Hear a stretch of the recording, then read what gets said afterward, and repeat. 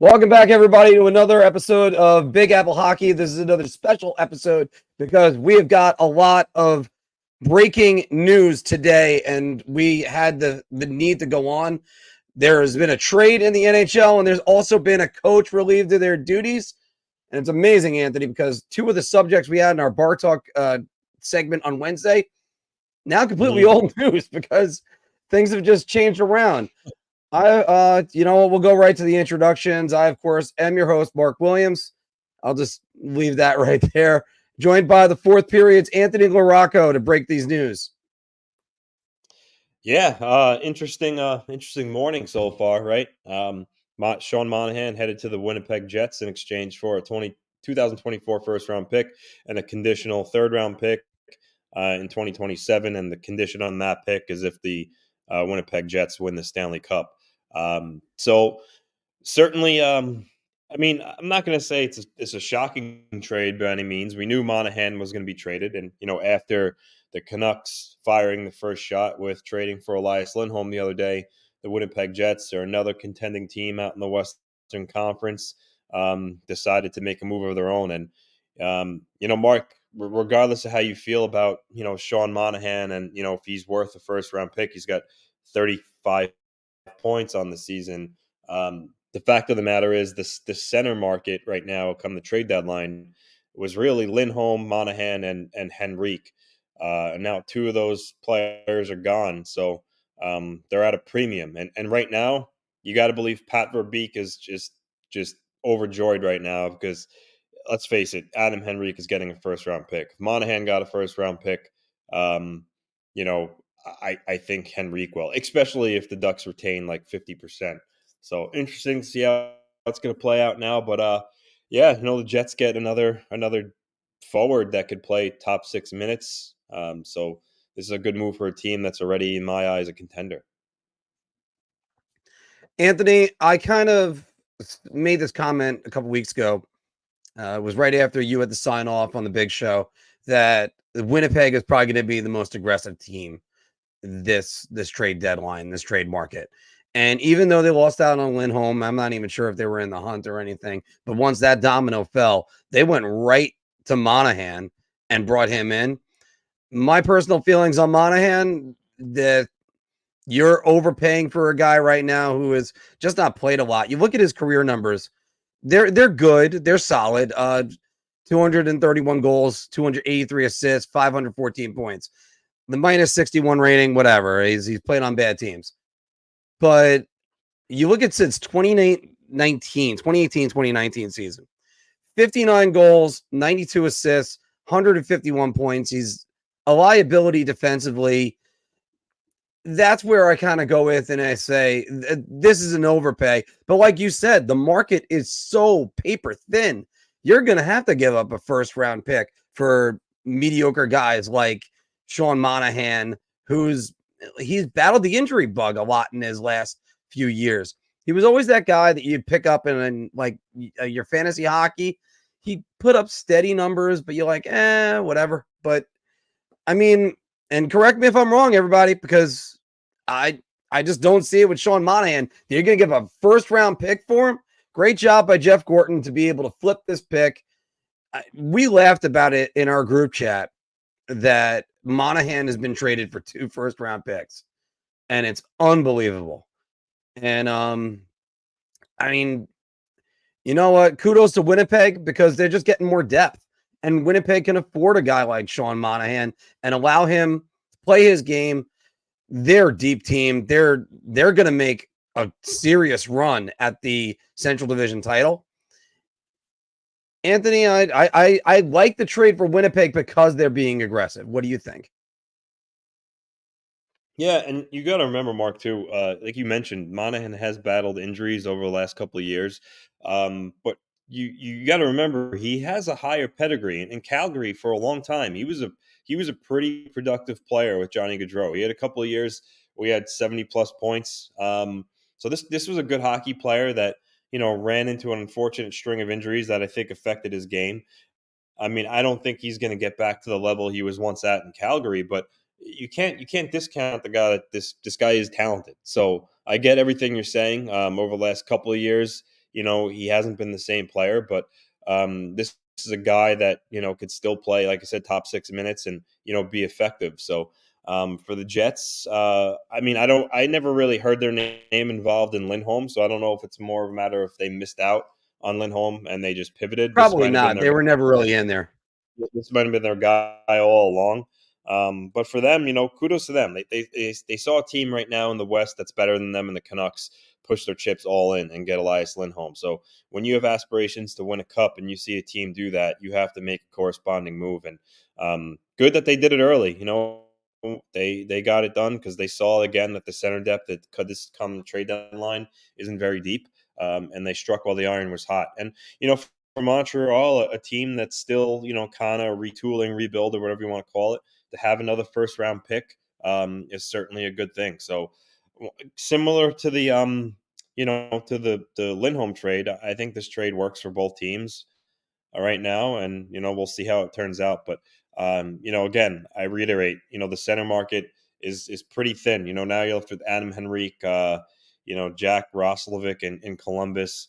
Those are just some of the guys out there now. So I am curious, though, for let's say a team like the Rangers who were interested in acquiring more centers, and I know you hear about the Drury, and Gordon type of feud, and that maybe because of that they were never really in on Monahan. But I'm curious to see where they go now too. Like I said, there's not many players left that can help him at the center ice position. So do they try to go for Adam Henrique before he's gone? So it's going to be interesting to see how teams respond to this, just like how we were gonna see how teams respond to the Lindholm trade. So that's what I'm looking towards right now. But again, Winnipeg's going for it, just like Vancouver. I think this was a tremendous favor to the New York Rangers. I was not a fan of Monahan just from what his history is, and like I said, the last few seasons. Who knows how he is in the locker room or anything like that. I'm not in that room, so I don't know. So I'm not criticizing the player himself. Let me just get that straight. Anthony, it was a tremendous favor. The Rangers should not be giving up a first round draft pick for Sean Monahan. And in a way, unless there's salary retained, they shouldn't give up a first round draft pick for Adam Henrique. I think the best strategy for the New York Rangers to go with is the one that you outlined. Go for Barabanov from San Jose. And then you can pivot and figure out where to go from there. Because the Rangers badly need bottom six centers. Because they need to reshape that bottom six almost completely. This is a team that needs to figure out the proper players to bring in. And yes, they're in first place, but they have been scuffling to get to this break. They need to figure out what to do. And I still didn't think Sean Monahan was the answer. That's just where I'm getting at with that. Well, you say you don't want them to give up a first, but again, the market's dictating that's what they're going to have to do at the center ice position, Mark. They're not, if you want any sort of a difference maker, and whatever you want to classify Monahan as a difference maker or not, he still would be an improvement over what the Rangers are going to have right now, and as their third line center. So I know you don't want to see him give up a first, but the fact is they're going to have to. So whether it be a guy like Roslovic. Go ahead. Roslovic or Henrique, one of those guys they're going to likely have to give up a first for. It's just the nature of the beast right now. So it's either that or you get a lesser center and try to play it on the cheap. But if the Rangers want to try to contend for a cup, you have to part with. You have to part with top assets. Look at the Islanders. They've traded their first round pick the last 4 years in a row. Obviously, hasn't paid off. They haven't won a cup. They got close, but to add difference makers, you have to add the first. So, and I get it. Monahan and Henrique, they're not Bull Horvat, but again, the market's dictating that they're going to probably return a first round pick. So it is what it is. Yeah, you have to deal with it. From the eye test, I would rather go with somebody like Roslovic, but I'm trying to get his stats right now to see how he's done this year. and you know he was a former center over at Winnipeg, and sorry to the Instagram people, we're going live right now with that. I don't understand what's taking so long, but you know, it's just if you got limited capital, you can spend it wisely. You have to spend it wisely. And that's where the New York Rangers kind of run into that problem, because you don't want to, if you got a guy like Monahan who's played, let's just look at some of those numbers for Monahan. As I put up before, 259 games, 151 points. So he ain't that point a game player that he was back in 2018. That was when he had 82 points in that season. But and sorry, my computer's just running a little bit slow on this one. But you look at some of the things that see, I'm stuttering for a second because I just lost my train of thought. What are you trying to Go say? ahead. Are you having a Biden moment here? I mean, No, I'm having more of like computer issues, and I was trying to make it a little bit more smooth, but the problem is my computer needed to reload, so I needed to try to get my words out, but it just wasn't coming out. I'm starting to get the Roslovic thing up there right now, because on top of it we have our Instagram feed, which there's been a problem on their end, so I think that's what's hurting things right now for me. I just closed that up so that Mark way we can Williams, get the walking gaff. Yeah, this isn't a gaffe. This is more of an IT problem. And you always want the information in front of you before you have a hot take. But my hot take, Anthony, simply still is I look, I I'm not a guy that was looking over at Monahan and going, that's the missing piece. So could he have performed better? Sure, but I mean, you think the Rangers could benefit more, like, let's say, for instance, and again, I have to look at his contract situation to see if it's even feasible, but if they went out and got Boone Jeter, I would actually look at that and go, that's a good pickup for the Rangers. But I don't think Columbus is going to trade Boone Jenner. I mean, he's their captain. You know, he's a guy that he's the leader in the room, and I get that they're going through a transition, but I don't know what kind of message it sends if they were to move him. So I don't see that foreseeable. I mean, if Columbus is going to trade anybody at the center ice position, it's going to be Roslovic, not Jenner. That's just my take. But yeah, and I'm trying to get the Roslovic information. But back to Monahan. Monahan again, he has the pedigree of being able to put up points. I know it was quite some time ago, but I think he's going to help Winnipeg. I think he's going to help Winnipeg a lot. To be honest with you, he's going to go into a team that has more skilled players between Connor, Ehlers, Scheifele. So I think he's going to be put into a situation where he's probably going to be able to be more productive.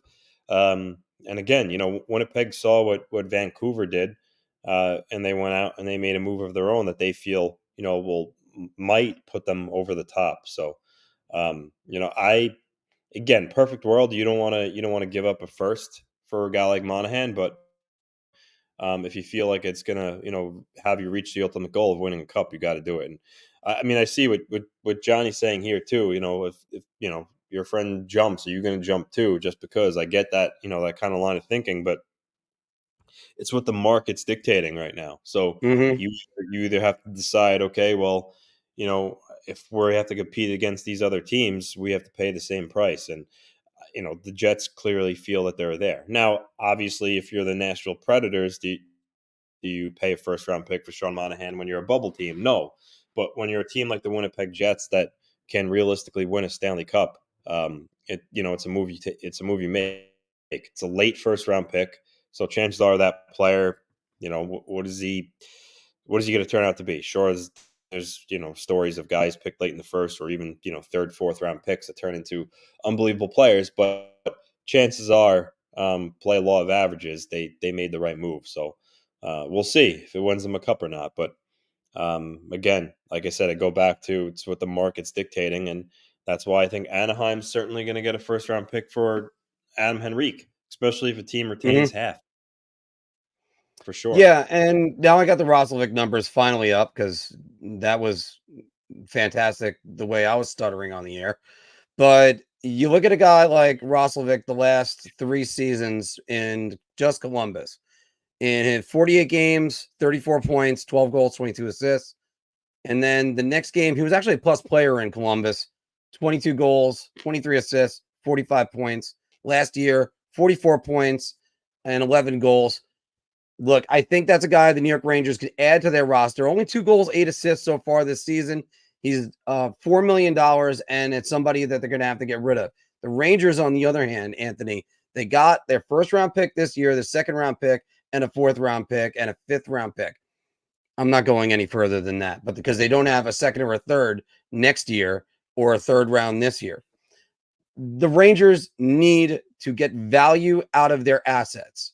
And I think getting a guy like Roslovic, who's got a good upside to his potential, I think that's what the Rangers need to do. Prioritize that. Get a good guy right there and continue to rebuild. Because you know what? You can't go with Nick Bonino anymore. And obviously, because they waived him. And you don't have Philip Hedl, obviously, because he's done for the season. And God only knows how he's going to be. But there's a Habs fan right here. Monahan was a good complimentary player, but overrated in his two-way game. Still a good move for the Jets. And Marco, I agree with that because I think it's a good move for the Jets because they have the depth. There was And a that's also lot. true. Yes. And you can't now you're going to get people that are going to say you got to make sure you can at least do business with each team, especially when it's beneficial for them. But I think there's more of a chance of the Rangers and the Islanders making a trade before the Rangers and the Habs making a trade right now. Well, that's not And happening.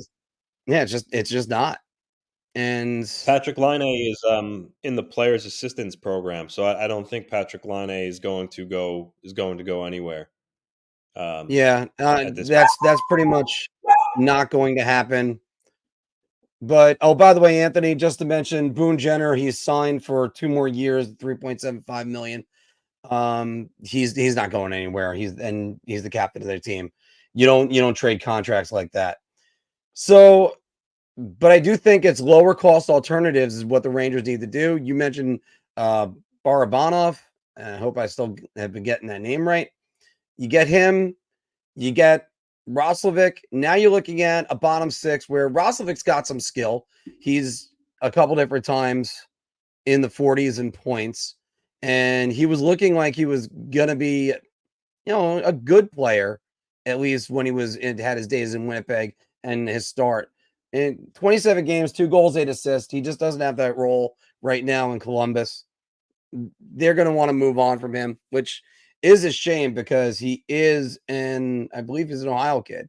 And yeah, he's from Columbus, Ohio. So Now, a little bit of the Kevin this Shattenkirk situation. You get go this ahead. comment is from Scott Lawton. Scott Lawton, apparently teams are inquiring about that Daniel Briere is going to require first from Lawton too. So I agree. I think Lawton actually would be a good pickup for teams. But again, you're probably going to have to pay a first round pick for him at this point.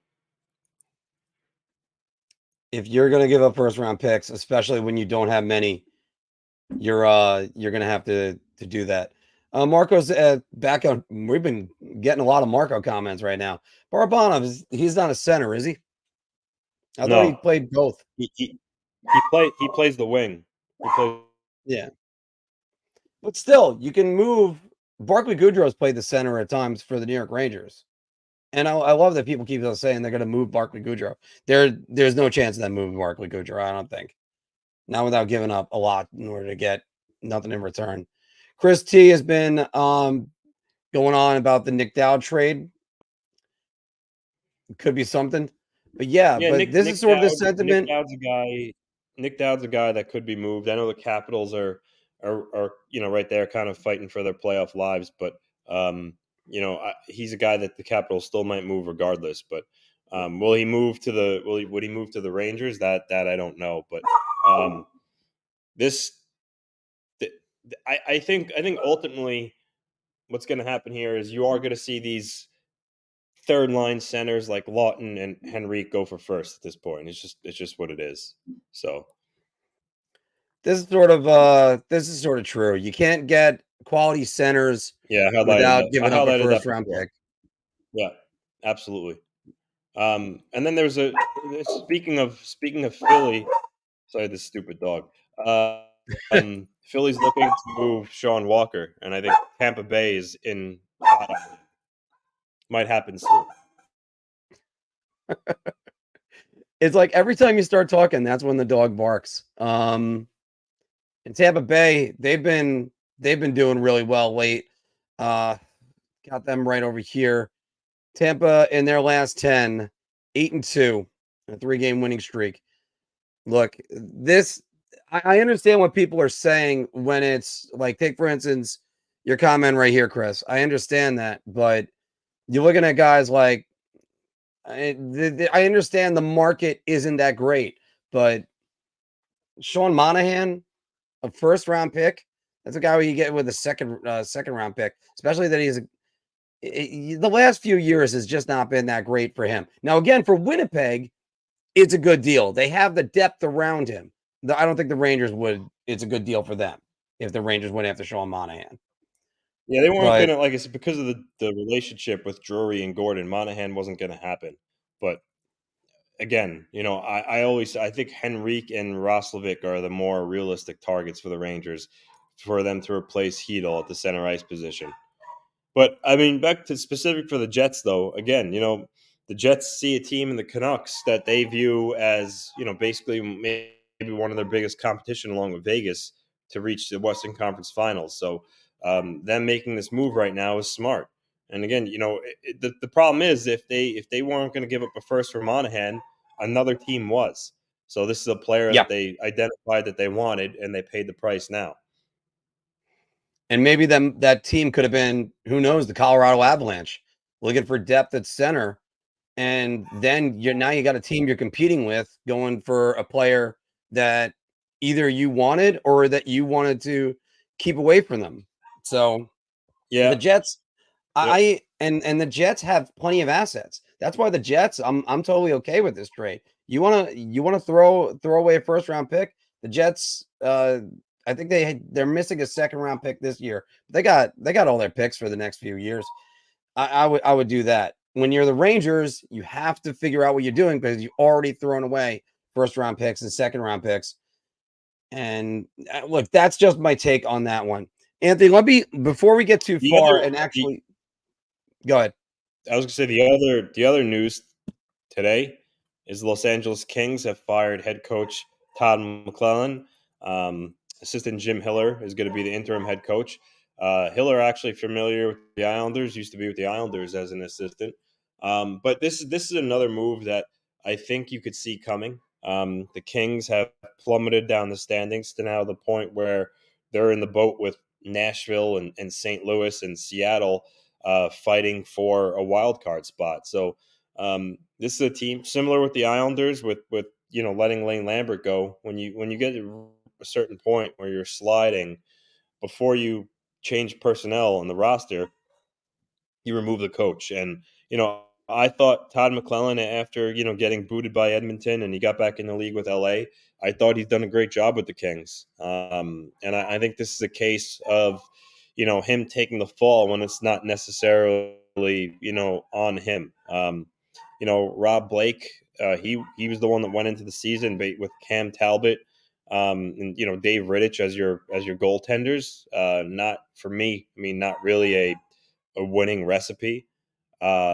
So I don't. So for me, it's hard to necessarily blame McLellan because at some point Cam Talbot wasn't going to keep sustaining the save percentage that he was playing at, and now he's regressed to the mean. But you need a spark. So he, like I said, he kind of fell on the sword here. But I'm curious to see now, though. Now that they made a coaching change, you have to imagine that Rob Blake is going to be looking to do something between now and the trade deadline on March 8th because his team's going to need help if they want to get into the playoffs now. Look, this was a team that has been having a whole lot of trouble, and the next graphic right there, Anthony, 4-8-6 since Christmas. They were, when we had Dennis Bernstein on for the fourth period, they were dominant defensively, and they had the number one goal differential, if not second to Vancouver at the time. And since then, this team has been plummeting, and it got out of control. Drew Doughty calling out the team. We talked about this Wednesday night on the main show that once you start getting everybody getting called out and all these things are happening, McLellan was on the hot seat. That's what I was contending. Everyone else, you guys, you and Phil were saying he shouldn't be, but he probably is, because the old saying, you can't trade 25, but you could fire one. And Yep. and that's what it comes down to right here. And you started kind of feeling it, and you started kind of feeling this thing spinning out of control. Look, Todd McLellan's going to land on his feet. The guy's been a winner basically everywhere he's gone as a coach, and it's not LA this needed year, to but he'll stabilize this in some way. Yeah. And I mean, usually you see a boost after you change a coach. So I'm assuming after the All-Star break, and the Kings get back from their bye week, because they were playing this week beforehand when a lot of teams are on their bye. You got to imagine they're going to come out of the gates hard. So the Kings, again, they're a team that I think they could use a little more help on defense. And I think McLellan, not McLellan, I think Hiller, even though he's an extension of McLellan, he was on his staff. I think he's going to try to change things up, maybe do things a little differently. But again, this is the team, the Kings, at the beginning of the year when they were like red hot. This is what they win their first 11 games on the road, or something like that. So I thought they were going to be a lock to finish at least in the top three in the Pacific, but not so much anymore. I mean, the good thing for them is, at least in my opinion, when I look at some of these wild card teams right now that are in the mix, like Nashville, St. Louis, Seattle, I still think they're better than all three of those teams. So I think they have that going for them. So hopefully this gives the players a kick in the pants and then get back on track. But when your team's free falling, it's like you said, Mark, it's a lot easier to, fire the coach than make 5 trades. So I'm interested to see how they perform. But the other little bit of news today, a lot of news today on a Friday, but the NHL is planning that they are going to make the announcement where they're going to go back to the Olympics in 2026. And on top of that, they're going to have a tournament held in Boston and Montreal with just USA, Canada, Sweden, and Finland. I think that's going to happen in 2025. So official announcement on that has not happened yet, but look for that to be announced at some point today too. So, and you know what? As for that goes, first, I'm glad they're going back to the Olympics. Watching Olympic hockey for me is really exciting. Like I'll never forget the game between USA and Canada when Zach Parise tied the game with just seconds left. That was an incredible moment, gave us all hope, and then obviously Crosby, snuck the shot by Miller in overtime. But there's nothing better than that. I mean, Olympic hockey is great, so I'm glad they're going to go back there, and we all know the players love it. The players love representing their country. I mean, winning a gold medal, wearing the country where you were born from is, compares to the joy of winning a Stanley Cup. So I'm glad the players are going to go back there, and then I'm also happy to see the whatever they're going to call it, the World Cup. That happens in 2025. Unfortunately, that's just only 4 countries. Mark, I know you expressed before that you were disappointed that Russia's not going to be involved.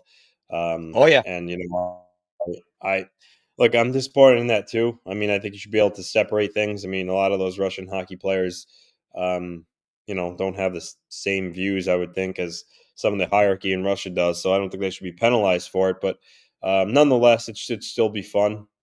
Like Mark was saying, best on bests, and that'll be fun to watch. But another thing, the Olympics, the 2026 Winter Olympics are in Italy too, so that's pretty cool. If you remember, I think it was back 2006 when it was in Torino. Torino, yeah. Yeah, I think that's the year Di Pietro was the starting goalie for Team USA with with Robert. I don't think he was Robert. at first. I think it was John Graham, wasn't it? Not John. It was Graham and Esch, but DiPietro Yeah, played the majority of the games, I believe. because he took the job. Yeah. So, but nonetheless, that'll be fun when that comes too. So, again, Well, that official announcement should happen at some point today. my displeasure with the Olympics and the International Committee excluding the Russian hockey players based off of what's going on politically, when there's been far worse that's happened in the last 100 years, and that they're just excluding them for that. I mean, the Olympics, first off, holier than thou. You want to talk about the past? You played games in Nazi Germany. Shut up. Let them play. And these kids aren't trying to. I don't even know what their opinions are on war. That's what happens. It's basically just it's applying a righteous mindset to this, and there's no need for that. It's the kids that are playing in the junior tournaments. They're not advocating for war. Alex Ovechkin, I know that he campaigned for Putin, but he's obviously not campaigning for war. Just stop. It's and again, you guys want to tell me I'm wrong? Fine. But the NHL doing this, the NHL and the NHLPA doing this, and they're excluding Russia. Why? Then don't have the Russia players in the league. Tell them all to go home. If that's what you're gonna do, you're gonna do a 4-team tournament and exclude Russia. Really? I mean, make at least 6 teams. It's something that aggravates me. Look, and again, if I'm wrong, if I'm off base, please, everybody, put it in the comments right now. Tell me how much of an idiot I am. I mean, it's a lot. It's not the dumbest thing I've said this week. After all, shrimp is called the chicken of the sea. I said it was tuna. It was tuna. I'll admit that. Tuna is the chicken of the sea, and it's a brand. I mean, I always thought it was a brand of shrimp that I always got. But anyway, I'm happy to have the Olympics back with professional players. I know what State of Survival was saying before. He prefers the amateurs. Yeah, but the amateurs are never going to go. It's never going to be that. And you know something? I think in hockey, you really do see the pride of the players coming out, especially the Canadians, especially when the Russians were having it. And you know something? You do see it with the Americans. You want to see you want to see best on best and at all times. I mean, you talk about the 2010 Olympics, which was great seeing the Zach Parise goal. I go back to the 2002 Olympics where the United States, they were rolling over teams, and it was Canada that was struggling. And then USA takes a 1-0 lead. I think it was Tony Amonte that scored first. And then Mario Lemieux lets that pass go between his legs to Paul Correa, I think it was. And Canada starts rolling after that. That was a great game. Brett Hull getting the one-timer. And if he just could have got a little bit more in his wheelhouse, it would have been top corner of the net. Instead, it's at the bottom. Martin Brodeur slides over, makes the save. Minutes later, Canada goes back up and ices the game. That's one of the best gold medal games, in my opinion, I've ever seen. Yeah, that was. Yep, that was. Yeah, good. That was a good tilt, as the kids would say. Right. No, but I'm excited. I'm excited for it. So, but what I'm also excited for, I'll tell you this, is normally the skills competition has gotten a little stale in recent years, and tonight with the help of Connor McDavid that the league used to change it up, it should be interesting. So I'm looking forward to watching that tonight. Hopefully we see Barzal keep his reign as fast as skater, because you got to remember when he was in the All-Star skills competition a few years ago, his time that he had that night still hasn't been beaten since. So even though there are other guys that have technically won that contest, they didn't beat his time. So the true reigning champ of fastest skater is back in action tonight. So looking forward to see how he compares against some of these other guys that can absolutely gallop, like McDavid and Makar. So it should be an interesting watch. Yeah, and I think the players need to take a little bit more pride in when a skills moment is happening. The hardest shot was always the one that there were guys that were always going back and forth, especially with Ali Afraidy and guys in the late 90s. But I mean, I love the one with Zdeno Chara, where he took his shot with a wooden stick just to prove he could do it with that. Blue Line Deli, have you ever had that? You know what? I have not. I always hear about it. And, it's pop. Obviously, it's a huge spot for Islander fans. I have a lot of Islander themed, sandwiches and such. But I've never been there. Part and so reason for that is because that's out in Nassau County.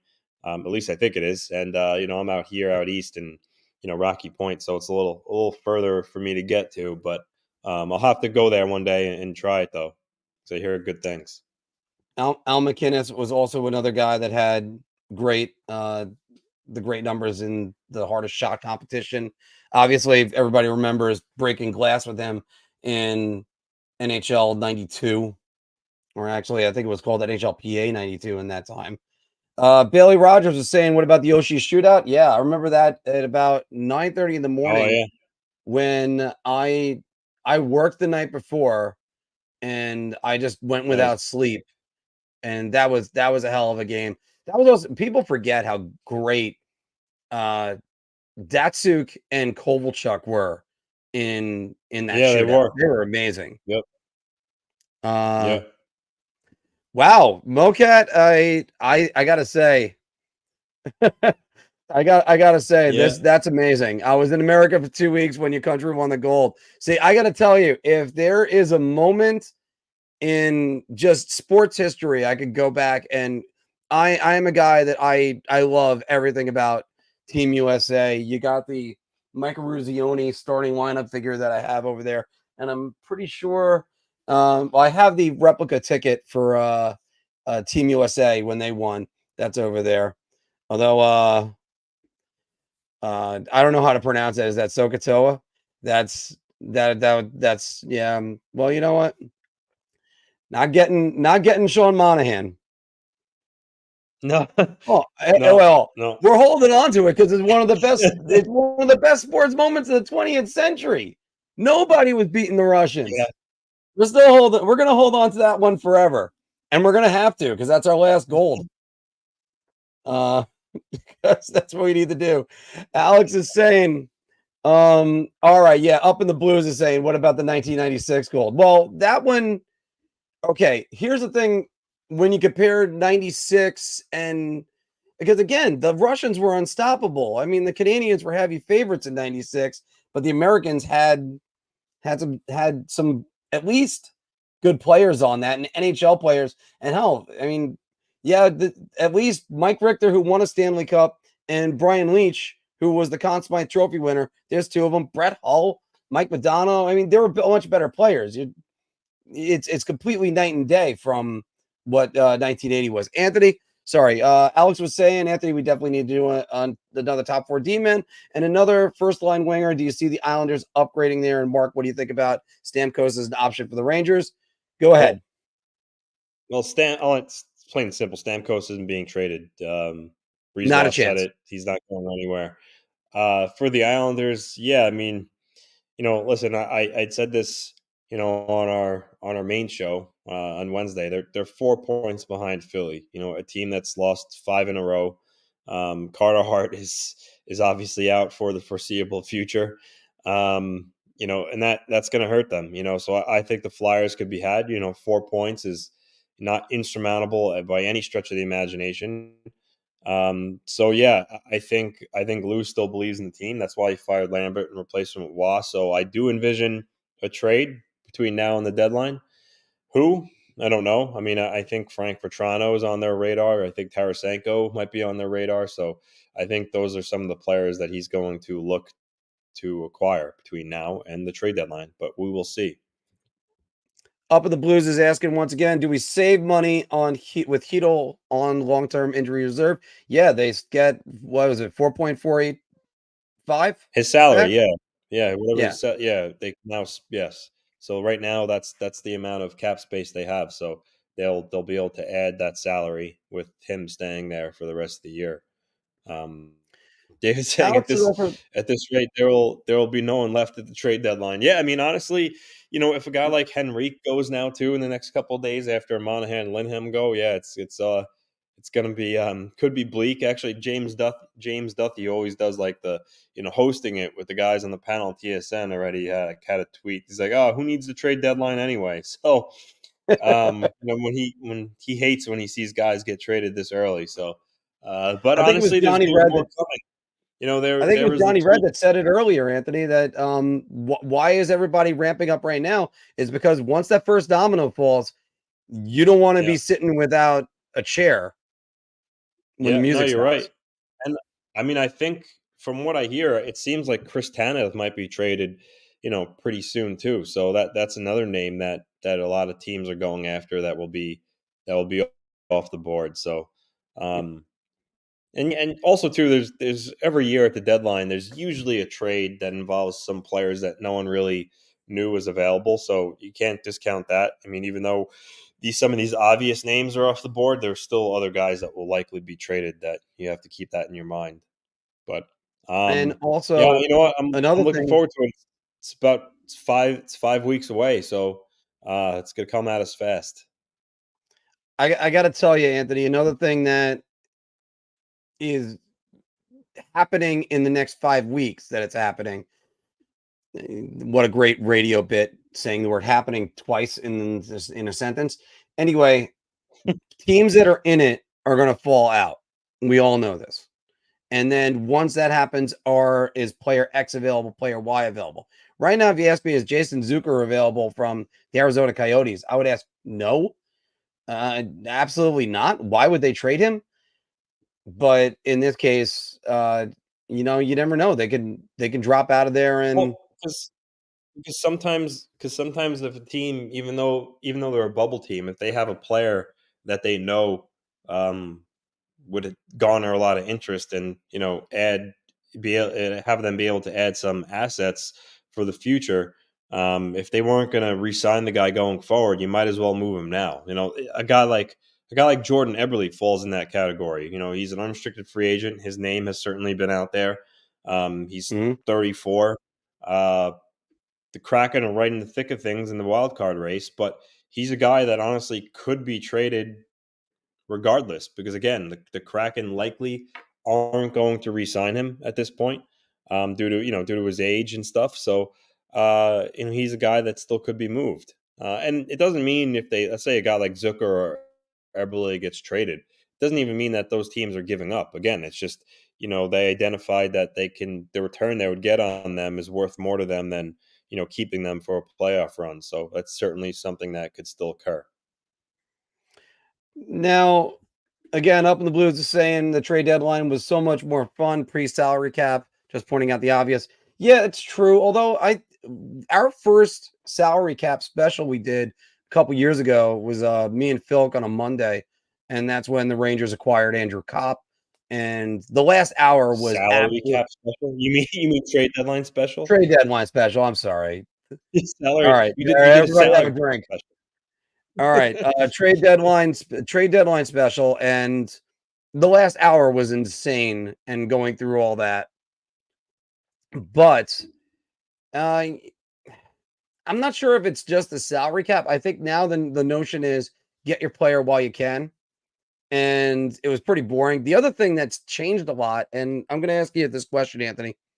Back then, it was the trade deadline was like the last Thursday in March, I think it was, and they've moved it up. Do you think the NHL should move it up to, say, next week, like February 15th every single year? Um,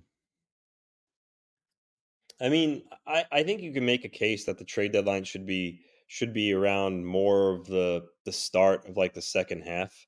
It gives these teams more time with the player they just acquired to get assimilated with the team. So certainly there's stuff for it.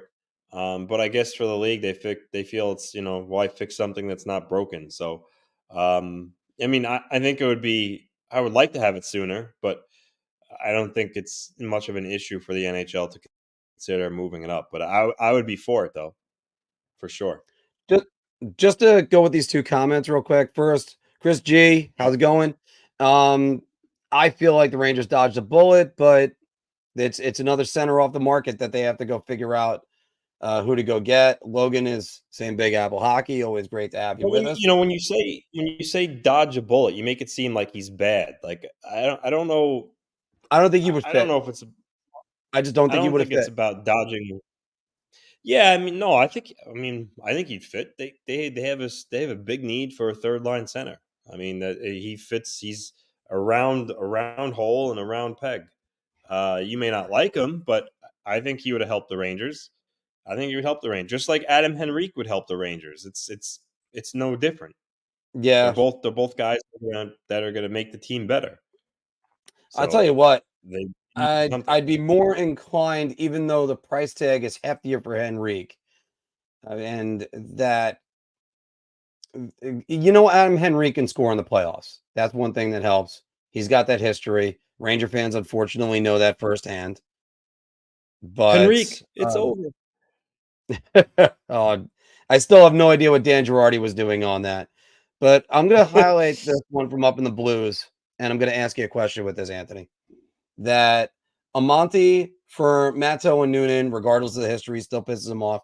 I'll tell you what, that trade doesn't tick me off as much as Mike Gartner for Glenn Anderson, because Glenn Anderson did absolute squat, and he was brought in and he just kind of signed his name on a project and said that. Is there a trade deadline acquisition for the Islanders that ticks you off? That you're like, why'd they make that trade? That Or the ticks me result just off. didn't work out like you wanted? I mean, not really. No. I mean, I guess Ryan Smith. You wish he would have stayed, but in my opinion, they weren't going to get by Buffalo at that year. I mean, Buffalo was a juggernaut, the 1 seed. The Islanders were 8, so but then again, what they gave up amounted to nothing. I mean, Ryan O'Mara was nothing. The first round pick that Robert Nielsen. Edmonton picked that used nothing, and Robert Nilsson was out of the league shortly after. So it's not like. So no, I mean it doesn't bother me in that sense. But I guess if you really looked at it, they weren't going to beat Buffalo either way. But I'm reaching there. I mean, no, there was really nothing that they did at the trade deadline that really pissed me off that much. To be totally honest with you, so What are your feelings you on the know, Thomas Vanek trade, as Alex is saying right here? well, that wasn't a trade deadline. That was, if you remember, that was made like That was early October. November. Yeah, it was late October, early November. Yeah. I mean, that was a case of Garcino knew that he wasn't going to re-sign Matt Molson because he recognized that Molson was a one. Even though he worked well with Tavares, he was a one-dimensional player. Wasn't a great skater by any means. Wasn't good defensively. The only thing he could do is if Tavares got him the puck close to the net, he could finish. And at that time, Vanek was an elite player. I mean, this is a 40-goal guy. Much better than Molson. And Snow. The one thing Snow had at sometimes was a set of pair of balls on him, and he, like I said, he decided he wasn't going to re-sign Molson. So why not make the move? So I get why it pissed people off, but because Molson was he was liked, he was a fan favorite. Vanek didn't stay, but he tried to make his team better. So I don't, I don't. It didn't really bother me too much. Yeah.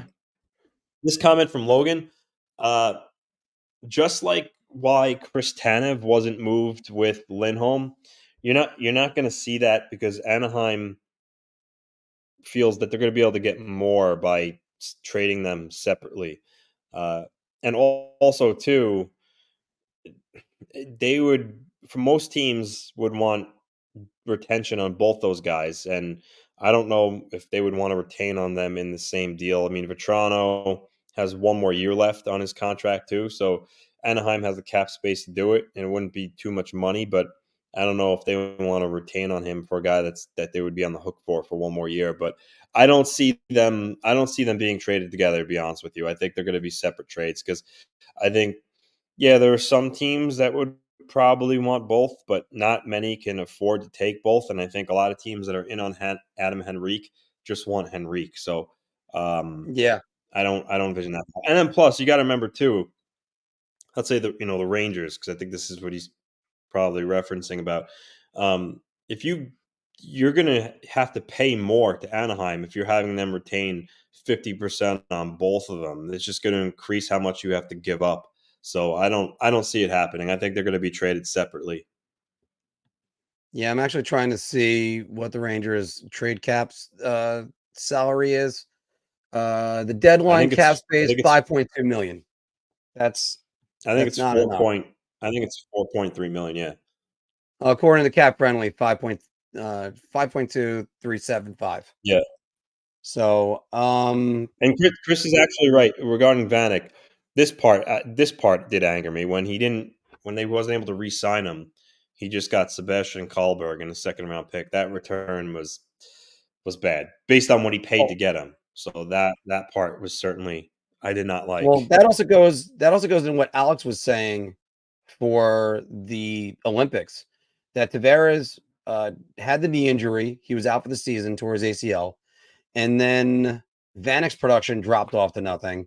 I think Opozo was still okay the rest of the season, but a lot of people forget the top scoring line in the NHL, I believe in December and January of that year, was Vanek, Tavares, and Opozo.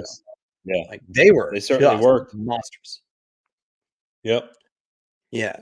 This question, I do think that Lou or Wah would probably certainly express to Lou about players that he happens to like. That so yeah, I think they have discussed players that Wah thinks that might work for the team, but ultimately Lou's going to make the decision, not Wah. But I certainly believe that Wah probably has let him know, as the deadline approaches, here are some players that I think would fit the style that I want to play. So I do think that's at play. But again, Lou's going to make the decision ultimately. Johnny Red is saying right here, Verbeek learned from Stevie Y and will win most trades. Look, every GM wants to win every single trade. That's first and foremost, because they don't want to look stupid on anything. But you got to stick to your guns, and if you have a plan B, you go to it only if you have to. You don't want to keep going on and on. Like if like you don't want to get, this is what I'm trying to say. And now I have the example. Everybody knows what I'm going to. The Ryan McDonagh trade. You have the Ryan McDonagh trade. You got Brett Howden, Vladimir Mestikov, and Libor Hayek. Those were none of the. I don't care what anybody says. Those are none of the players the Rangers were trying to build a franchise around. And a first round pick. And then they said to them, well, if you win the Stanley Cup, that second round pick becomes a first round pick. I mean, if you remember too, that trade just beat the 3:00 deadline. It happened late. It happened real close to 3:00. So, and they played poker and they went to the end and they lost their hand. That's all it is. Yeah. Plain and simple. Romanell saying cut Wheeler, addition by subtraction, bring up Ottman. We'll see about that at the end. Blake Wheeler right now, unfortunately, he's a veteran presence and he's good enough that you need him in the lineup. Unfortunately. Yeah, and I feel as though the Rangers felt that when Othman got his cup of tea that they saw that he wasn't ready yet, that he still needed more time. Yeah. So I don't think you're going to see Othman at this point. And well, Christy, it's taken Ottman forever to develop, but it's really about 3 years. And most hockey players, usually it's about 3 years. I do have to agree with Johnny Red on this. 2 first-round draft picks and Ryan Callahan that went for Marty St. Louis. I knew St. Louis had one more year under his deal, and I think he was the leading scorer and the captain he's definitely the captain for Tampa Bay at the time. But 2 first-round picks, and those were conditionals, and you were saying, well, if the Rangers made the conference finals, one of them became a first-round pick. Both of them, I mean. So you look at that and say, you're picking in 28 through 32 anyway at the time. So, State of Survival's asking, we will see a surprise team or two that will not make the playoffs. Basically, a team that should be in the playoffs. Anthony, I got to tell you, a team that's throwing their hat in the ring is the LA Kings. Like, there's a chance LA Yeah, I mean, is on the outside yeah, looking in. yeah. They played themselves down to being in the mix to fight for a wild card spot. So, I mean that wouldn't be essentially going on a limb, but yeah, they're certainly in that conversation. Um, and then the East, the East is a little tougher because like team like Toronto has a 6 point lead over the Islanders for wild card spot. Um, but then again, the Islanders play the Maple Leafs coming out of the break on Monday. You win, it's 4. So the Maple Leafs are a team that, based on how more competitive the Atlantic is now, with the Red Wings appearing to be a lot better, and the Lightning getting hot. It's not. I don't. It's not. It's not going to happen. But I wouldn't be surprised if Toronto is like in a wild card 2 spot, and they have, at some point, they have a team breathing down their necks. Uh, but that's the way I think you could see things shake out. Alex is saying the trade for Palmieri pissed him off because they gave up way too much. I can't name a single player in that trade right now. They gave too much. They gave up AJ Greer, um, and a first round pick. Yeah, I and they got mean, back Travis Zajac, who was a good yeah, and, 13th yeah, forward. and Kyle Palmieri's been fine. I mean, Palmieri's going to probably score 50 points this year, and for a guy like him, playing on the second line, first power play unit, that's suffices. That's what you want from a guy like him. I think Nick is on. Palmieri was great that year against Boston in the playoffs. Last year was a tough year for him. I mean, he got hurt. He had a rough year, but this year I think Palmieri's been good.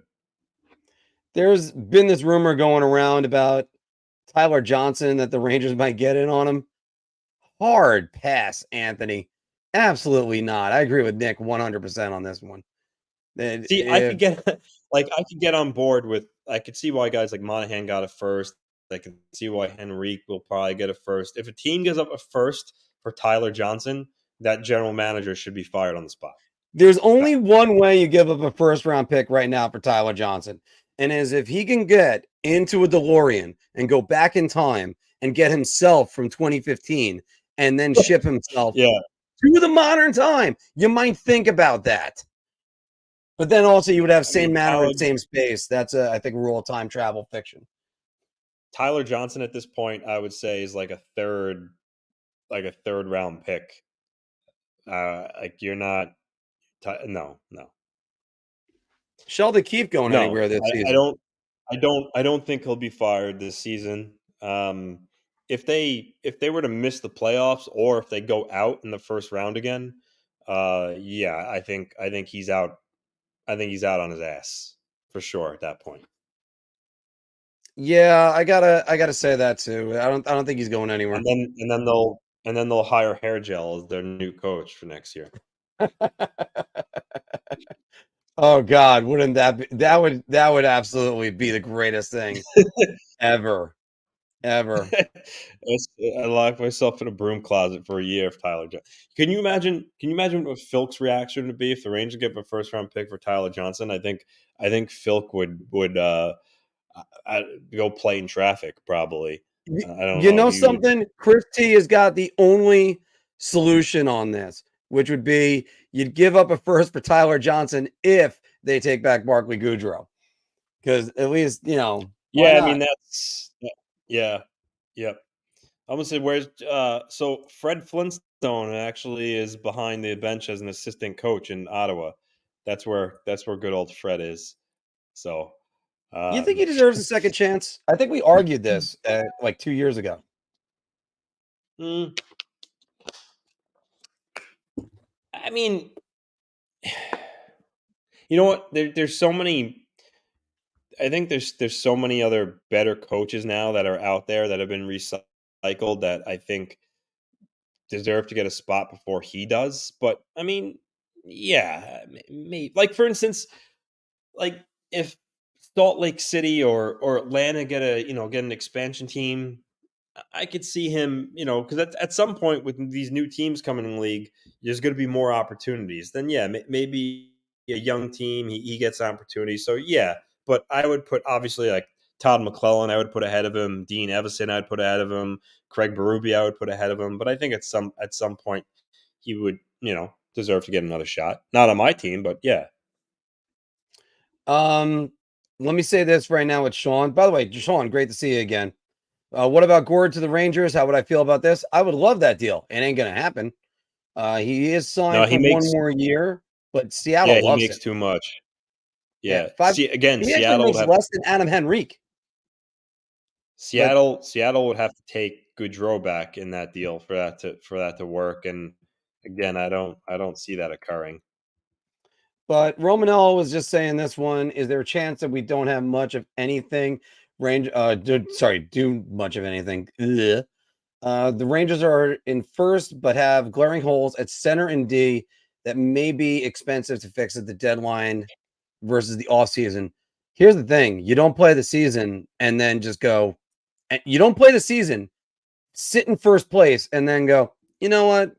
We'll figure that one out. Rangers have a lot more to figure out in the offseason because here's a great question.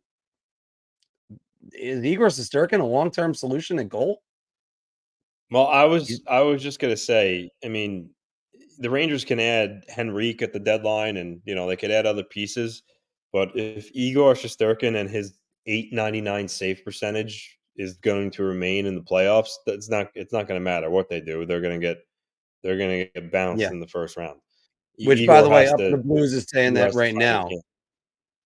Yeah. Yeah. No. Yeah. If Igor doesn't improve, nothing the Rangers do is really gonna matter.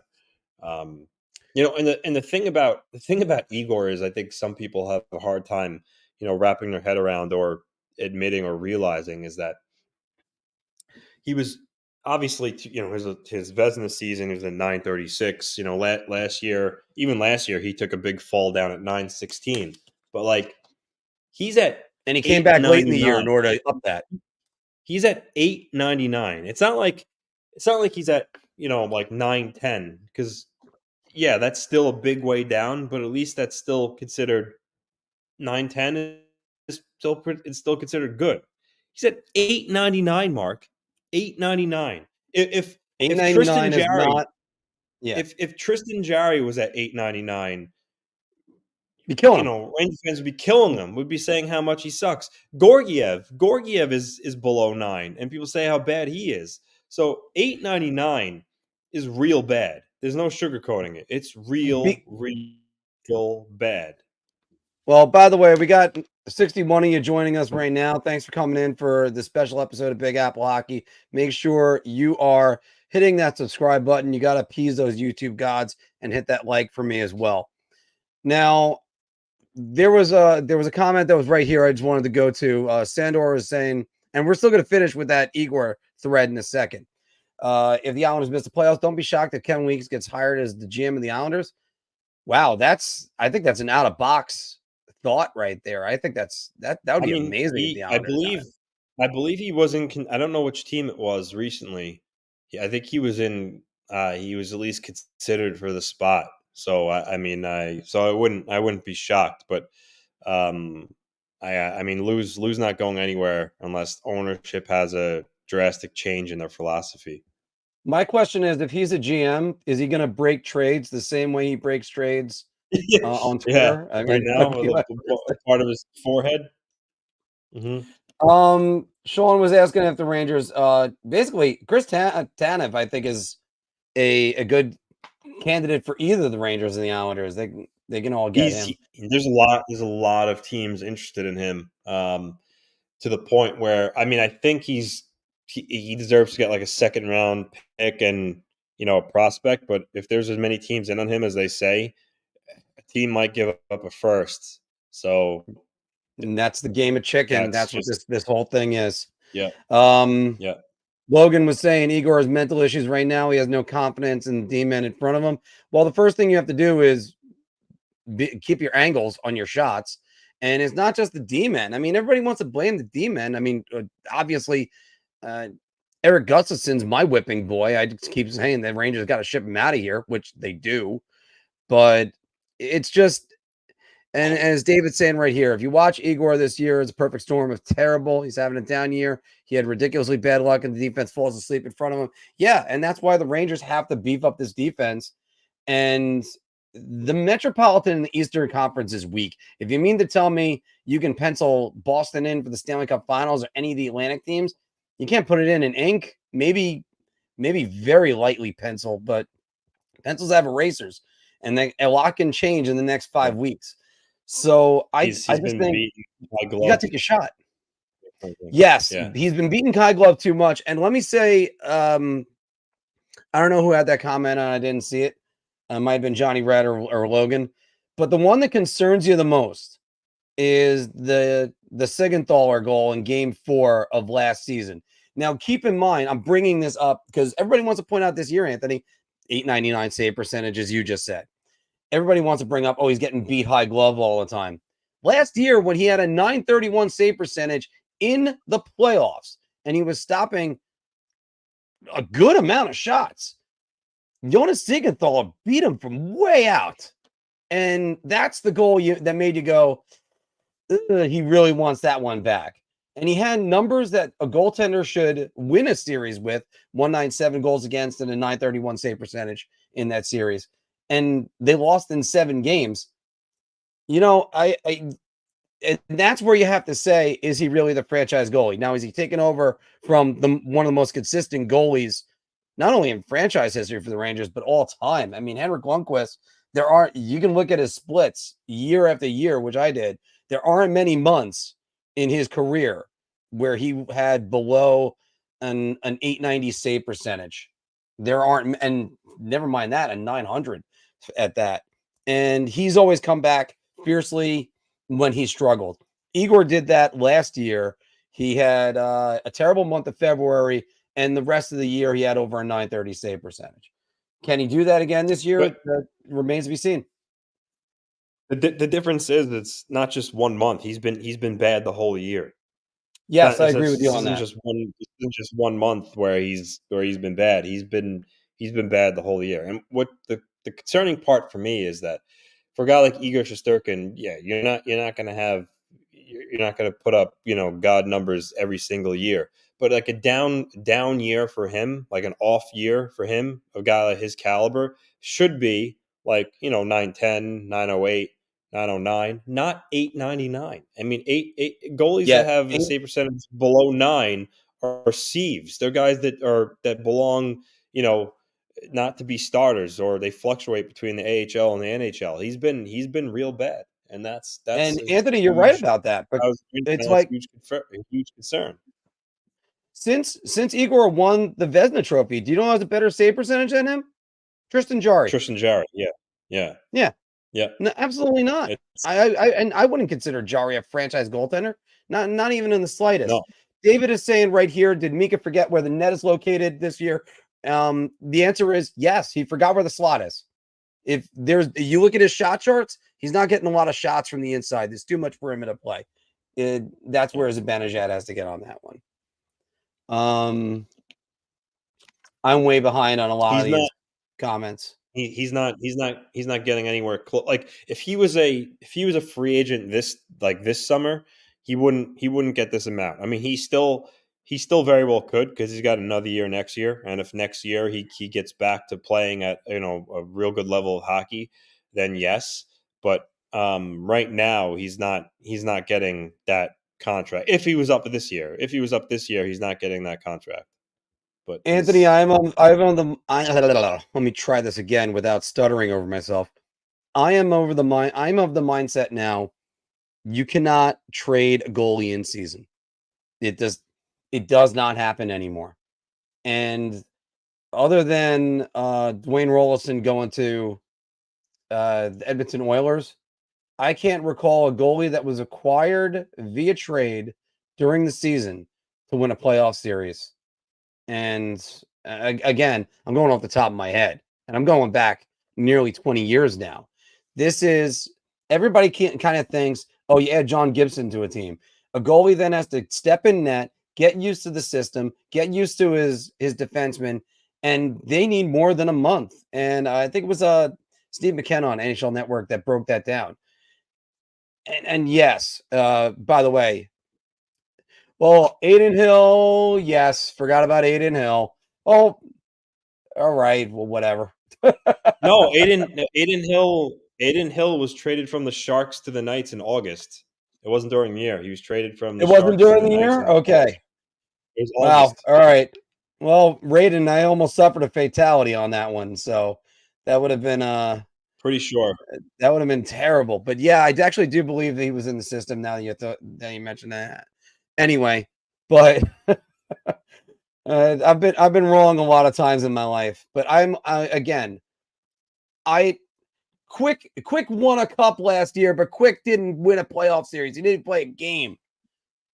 And Jonathan Quick's numbers are sort of fool's gold for the New York Rangers right now. They're winning the games, but his save percentage has not been good in a lot of those games that he's won. But again, so I can't help but say, if you're going to trade Shesterkin, he's got to be. He was also winless, by the way. If you're going to trade Shesterkin, it's got to be in the offseason. And I can almost see Shesterkin being a lesser version of Sergei Bobrovsky right now. Oh, that was a little bit weird. I don't know if I just had a speaker going off or anything. Guys, we're going to go for about we're going to go to 1 o'clock, so 15 more minutes. A lot to do today.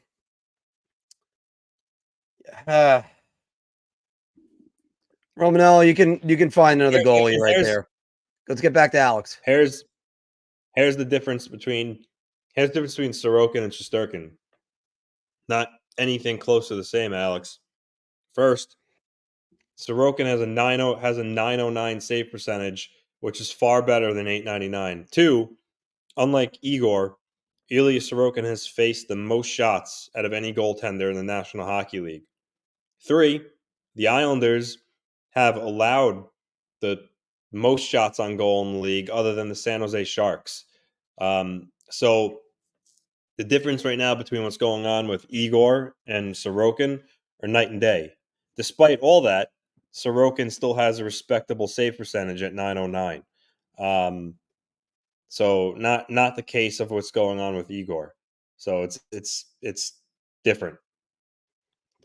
And it's also, you're kind of not seeing the technical aspects of Igor. And he seems to be trying to do this all on his athleticism. That's what worries me. And especially when you have arguably the best goalie coach in the NHL. Yeah, well, that goes with a lot of guys. I just told Raiden, by the way, that I'll take Noah Hannafin in a heartbeat, and that is 100% sure. Well, Connor Hellebuck is always good. But again, you gotta have guys that they stick to their style. They're very disciplined in what they do.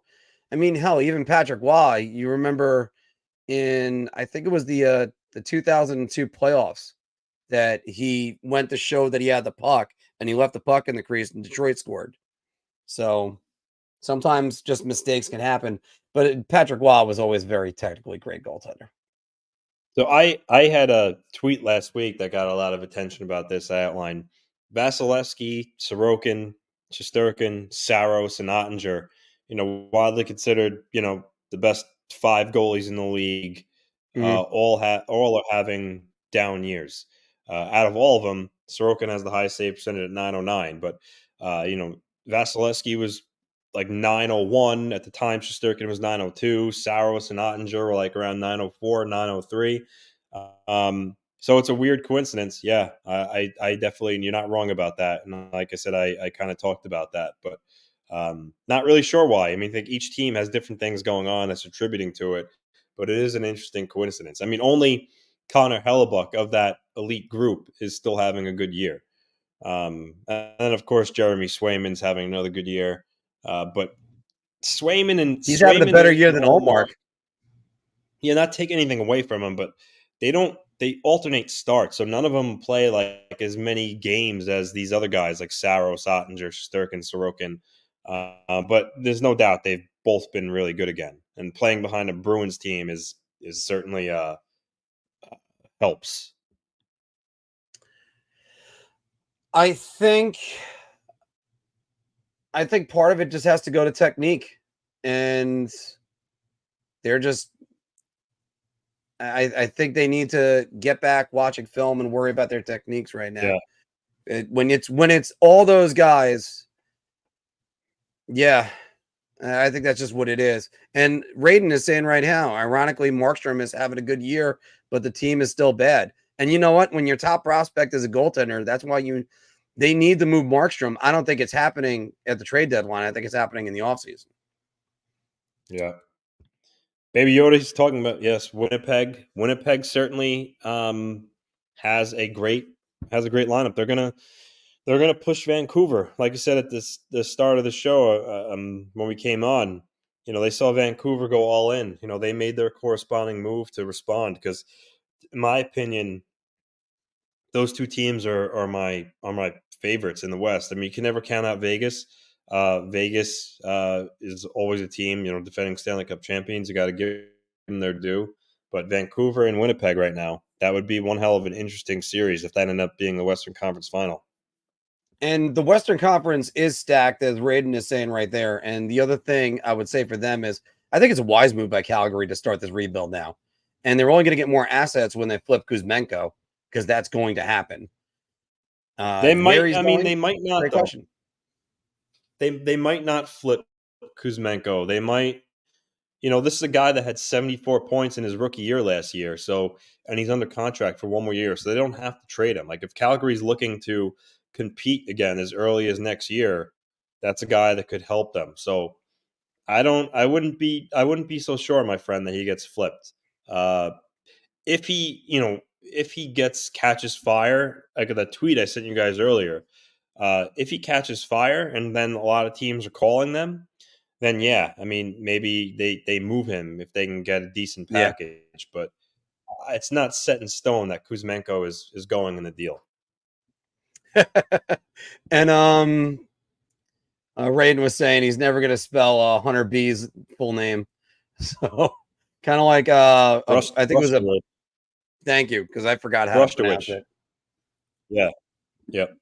See this Huberdeau. I mean, Huberdeau's not. He can't be moved. Period. And I'll tell you why. Because a lot of people will say like, "Oh, well, yeah. If Calgary retains 50% on Huberdeau, now you're getting them for $5.5 million instead of 10 or 10.5, whatever it is." Yeah, that's all fine and good. But you got to remember, he's got 7 years left on his deal, six or 7 years left on his deal. No shot in hell.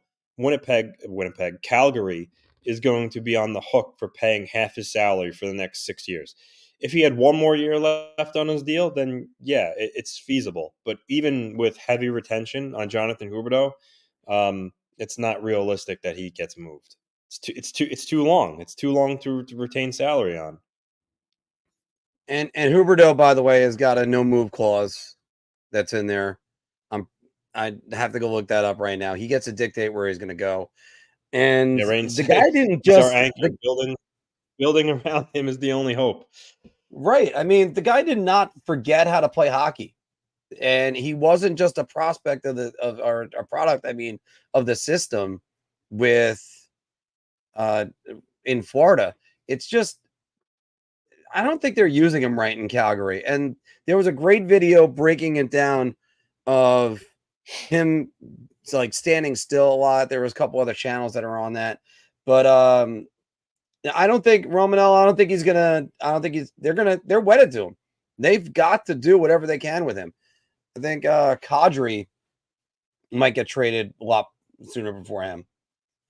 Anthony, I think about, before you move on Huberdeau, This is a guy that had insane chemistry with Alexander Barkov, and I think you know when he went to Calgary, obviously he doesn't have him there. I think it was a big change. I mean, you're going from Florida to Calgary, and I think that alone is gets some time to get used to just the environment that you're in. Um, and I think sometimes in sports, sometimes these guys need sports psychologists. And like you said, Huberto just didn't suddenly forget how to play hockey. I think that he's gotten into a funk so long now where it is affecting him mentally, and I don't know if he's gone that route to try to fix, but it's just I don't think he's just this bad all of a sudden. I think something's got to change to get him back on path. But whatever he's doing this year, it's not working. He's got 26 points. He's on pace to finish with roughly less than the 55 that he had last year. So um, for Flames That fans and the heel, organization, hopefully he figures it out. But it's certainly I can't remember a guy getting traded to a team and then just being a completely different player. I mean, this was a guy that had 116 115 points. mm, It's baffling to me. It really is. which is actually what I was going to say with that too, Anthony. He's going to have more points in his final season as a Panther than his last 2 seasons with Calgary, and it's not even close. But I think about where Phil Esposito said this, that when he got traded from Boston, it was the biggest shock of his life, which included both parents dying. And of course, the great story about him sitting in the hotel room with Bobby Orr and Don Cherry and telling him he got traded. And he sits in silence and he says, "If you tell me it's New York, I'm jumping out the window." And Don Cherry, of course, saying, "Bobby, open up the window." So it's the players aren't robots, and it's tough, but you invested in Huberto. This is a guy with a ton of talent. You got to figure out a way to make it work. Anthony, I almost called you Anthony because Empire is saying it right here. But do you think that Lou will make a move? Is it a silly, stupid question? My gut feeling is that Wah is our soon-to-be GM. What do you think? Ugh. If Wah's the GM, there's a lot of trouble. Wah said when he came in, he has no interest in management. He made that clear. So no, I don't think that. As for making a move, yes, I absolutely think he makes a move for sure. Again, I mentioned this team's 4 points behind a free falling Philly without the number one goalie. Wah, now that he's had this break to watch more video and really get his stamp on this team, I think, hopefully post All-Star break they come out, reinvigorated. So yeah, I do think he makes a move. I can't tell you what. No one really knows what Lou's thinking, but my guess is that he wants another top six forward because Pierre Engvall isn't cutting it in the top six. The Islanders are being carried by Barzell, Horvat, Nelson, and Dobson. That's only three forwards. I mean, Palmieri's pulling his weight too, but I think they need another forward. I mean, Rain said it's true. They do need another D too because Pelech now has day-to-day with that concussion from the Gallagher hit. Polak hasn't resumed skating yet from blocking a shot against Columbus in the foot in early December. So there's been no update on him. So Bortuzzo, who they acquired, is on IR. No update on him. So yeah, they could use more depth on D and they can use another scorer. So what he prioritizes ahead of the other, I don't know. But if I had to guess, I think Frank Vetrano is on their radar, and I also think he has interest in Tarasenko, who's been linked to the Islanders in the past. So those are just two of my hunches, but we'll see. Anthony, shame on me for not asking about this on Wednesday because it was so far removed from us that there was other news to talk about. How the hell is Brendan Gallagher's elbow just a 5-game suspension? I mean, yeah, it was a bit baffling. You had all the criteria there to really throw the book at this guy. It was late.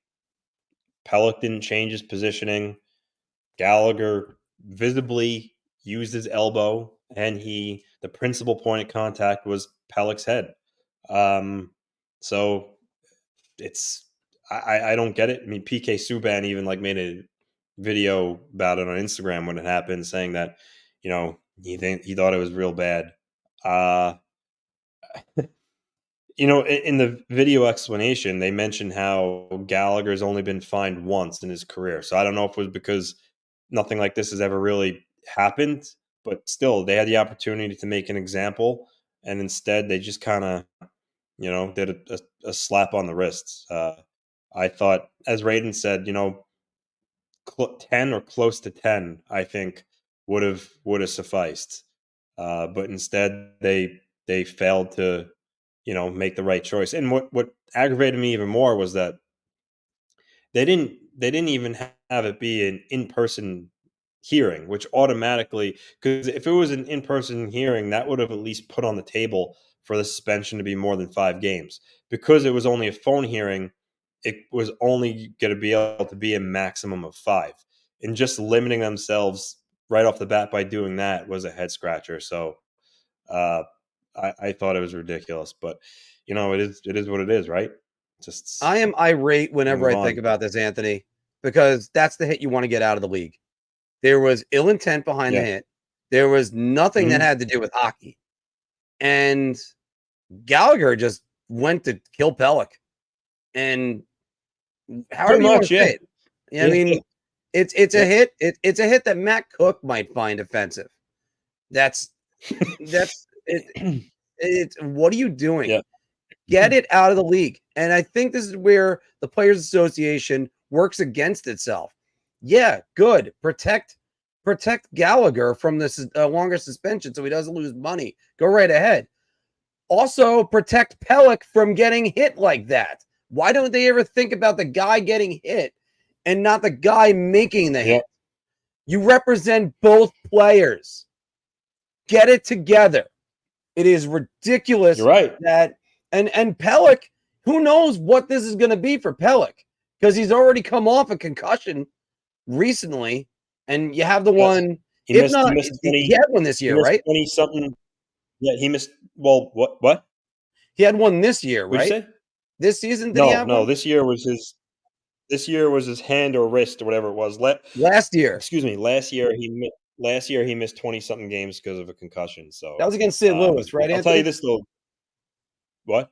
That was against St. Yeah, Louis, St. right? Louis. Oddly enough, it was Bortuzzo. But the Islanders play the Canadians again on April 11th. It's like the second to last week of the season. So believe me, those players are going to have that in mind, and Gallagher is going to have to pay some retribution for sure. And it's good He's going to have to because answer the bell there. that's, you know what, if you're going to do something like that, and there was malice behind that hit, that is for There sure. was, yeah. There was plenty of malice behind that.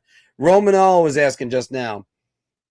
We didn't address this one, and to be honest with you, I am not a big fan of reacquiring certain players, but Tarasenko, do you think he gets moved? Oh, yes, the answer is that. And Tarasenko has a no. Yeah. He's got a no trade provision in there, so he has to prove where he has to go. He's gonna But Anthony, waive that. He wants to play in the playoffs. So yeah, he'll waive that, and I think he'll go somewhere. I do. Yeah. And of course, Steve Dangle saying players need to pretend to be dead so that way the league takes it more seriously. Yeah. No, because again, the problem I don't is, know. Like seriously, what would it take for a player to get suspended for 10 games? What could be so much in terms of a headshot? Like I don't like that. If that wasn't worth close to 10 games, I don't know what hit possibly would, because like I said, it checked all the boxes and it still only got 5. Like does a player need to be suspended 3 times before to get 10 games? Like that's ridiculous. It's absolutely ridiculous. it is ridiculous, Anthony. For instance, Artemi Panarin's obviously not a dirty player. The guy's allergic to playing any sort of physical hockey. But if he were to make a hit like that, even though he has no history, he should still be suspended for 10 games because in that moment, you still decided to do something really dirty. So I don't, again, it's mind-boggling to me. I'm trying to remember. I think it was Jacob Virtanen, I think his name was, from the Canucks, that it was in an early season game or a preseason game that he took a player's head and smashed it against the boards. And I mean, Virtanen had a bad he had a bad streak anyway. He really wasn't that great of a guy. There was a lot of off ice stuff with him, but I mean, if you don't throw the book at players when they're doing things that are wrong, and let me give you a different example of a guy that got no suspension whatsoever. When Jacob Trouba decided to swing his stick like a baseball bat against one of the Bruins, I forget which one it was, back in Thanksgiving, and nothing came out of that. No penalty, no suspension. There was a fine at the end because they figured, all right, they got to fine him. Yeah, I don't care if the guy gets up and walks away. You got to stop people from doing stuff like that, because then you're basically saying it's okay. And then the Marty McSorley, Donald Brashear incident happens again, and all hell breaks loose. And the next thing you know, this is why, look, hockey is a great sport. It polices itself, but you also have to police them. You have to make sure you don't get another Steve Moore, Todd Bertuzzi incident. It's just you got to stop that from happening. You can't let that happen. And Gallagher is what happens if Gallagher drops the gloves and gets into a little mid fight and then kind of walks away and everything's fine, and then gets a penalty, comes right out of the box. The Islanders fight him again. Oh, you weren't beaten up enough. All right. Or worse, I mean, the Tom Wilson incident a couple years ago with Artemi Panarin, where he body slammed them. And Raiden is 100% right on this. It's a black eye for the league. Look, we want fighting. We want physicality. We don't want players crossing the line. Do not target the head, especially don't target the head. Get the slew footers out of there. I mean, one way they did it is he's now in the booth, so that kind of helps. All right. And Mark, before we wrap it up, I'll ask you two questions. One, who's the next player that's traded? And two, who makes the trade first, Drury or Lou?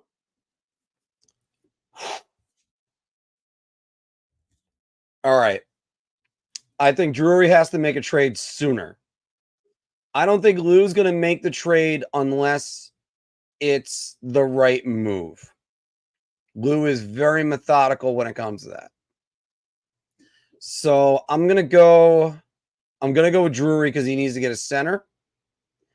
Now, if you're gonna say what player is getting traded, regardless of the team, not Rangers, not Islanders, anybody, I think the next domino, if you look at it, it's got to be Adam Henrique. Adam Henrique has got to go, because right now everybody's looking over, going, now the next center on the market is Henrique. The asking price is a first-round draft pick, especially if there's minimal salary retention. I think that's what it is. Thank you. Yeah, I think that's where we're going to go with that one. So I'm going to go with Lou, and I'll actually disagree with you. I'll tell you why. I think he should make the move sooner, because again, they're chasing Philly by 4 points. Time is of the essence. You want to get your guys in, get them acclimated, get comfortable, so the result of the trade kicks in sooner, and you can see the improvement. You don't want to wait. Like they're chasing the horse. The Rangers aren't chasing the horse. They're in first place. Yes, they're kind of playing bad of late, but I think they have more time on their side. I think Lou needs to make the move sooner. As for who gets traded first, certainly could be Henrique. I'm kind of going to go with the easy answer, and I'm going to say Chris Tanev. He was thought to possibly be involved in that Lindholm deal. He wasn't. There's a lot of smoke on him out there. So I'm going to say Chris Tanev is the next player traded. But it certainly could be Henrique too. We'll have to see. Yeah, I mean, I can actually see that one. And the good news is, so far, no word on Noah Hannafin. No, Fake is definitely not on the block, fortunately for us. All right. Guys, thanks for joining us today on this special edition. We're going to try to break as many of these as we can whenever they happen. We got 39 here right now with us. And as always, everybody, thanks for joining us. Always catch our flagship show on Wednesday nights, and we have that all week. And I mean, we got a lot that we're doing. We still got more trade deadline talk that's coming. Anthony, they're kicking off trade deadline earlier and earlier every single time. Yeah, I was just going to say, Cat, thank you very much. I was just going to say, we might be back on at some point today if the right things are going. You never know. Hey, our Lindholm special got 150 viewers, and simultaneously, this is how we build this all up. And of course, everybody just listen to Empire State, hit the thumbs up, and also Raiden, of course, thank you. There's a lot that's going to happen. And now I'm kind of happy about this let me put on the Ranger fan hat for a second. By the way, you can always get these hats on the link below. Also, we have the shirts that are like this. But Anthony, I'm happy about that because now Drury has to look at lower cost options. And I think that's the better way to go for him. I think it's just that simple. Yeah. It's better to do that. All right. All right. Everybody, thanks for joining us again today, and we will be back at least Wednesday at the latest, if not sooner, because there's a lot of news going around everywhere. Yeah. Thank you, guys.